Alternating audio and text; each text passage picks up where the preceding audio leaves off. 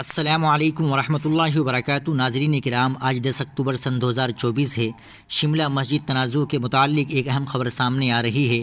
Municipal commissioner کے فیصلے کو ہائی کورٹ میں چیلنج کرے گا آل ہماچل مسلم آرگنائزیشن۔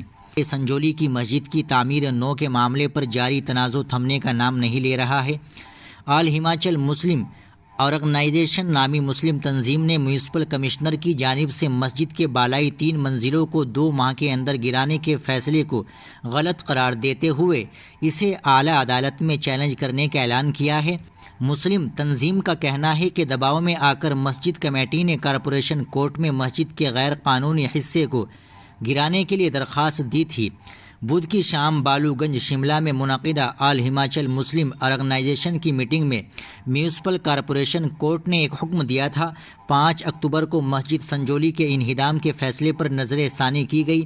یہ بات سامنے آئی ہے کہ کمشنر کی طرف سے دیا گیا فیصلہ حقائق کے بالکل برعکس ہے، کیونکہ اس مسجد کی زمین کی ملکیت ہماچل پردیش وقف بورڈ کی ہے اور یہ مسجد تقریباً 125 سال سے رینیو ریکارڈ میں درج ہے۔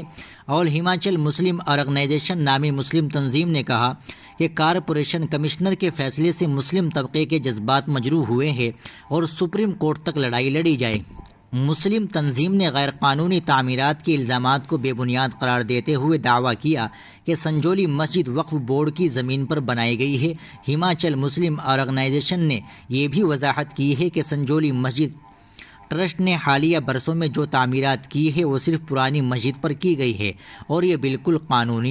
آل ہماچل مسلم آرگنائزیشن کی ترجمان نزاکت علی ہاشمی نے کہا کہ جہاں تک مسجد کی اوپری منزل کے نقشے کو پاس کرنے کا تعلق ہے، تعمیراتی کام شروع ہونے سے پہلے ہی اس نقشے کو پاس کروانے کے لیے درخواست دی گئی تھی جو کمشنر آفس میں زیر التوا تھا۔